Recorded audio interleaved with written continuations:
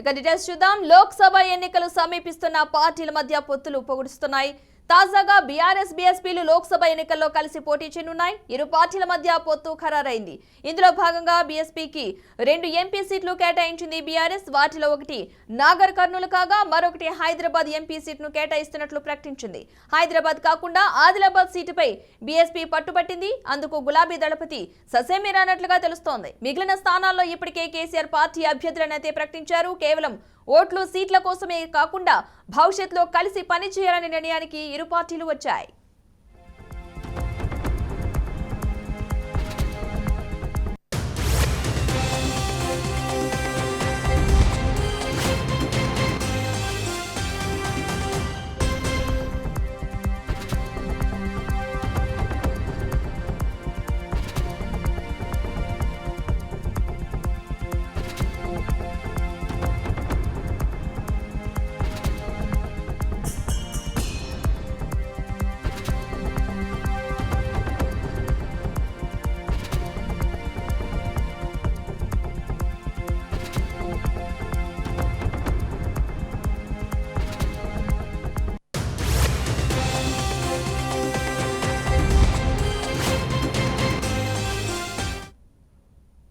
BRS BSP పొత్తు ఖరారైంది. పొత్తులో భాగంగా బీఆర్ఎస్ పార్టీ బీఎస్పీకి 2 సీట్లు కేటాయించింది. నాగర్ కర్నూలుతో పాటు హైదరాబాద్ ఎంపీ సీటు ఇస్తున్నట్లుగా ప్రకటించింది.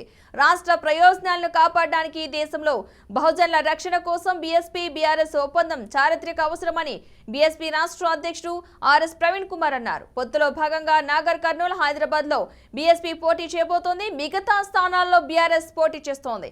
2 పార్టీలు అన్ని స్థానాల్లో పరస్పర సహకారంతో మా లౌకిక కూటమి విజయదుందుభి మోగించబోతోంది అని ట్వీట్ చేశారు.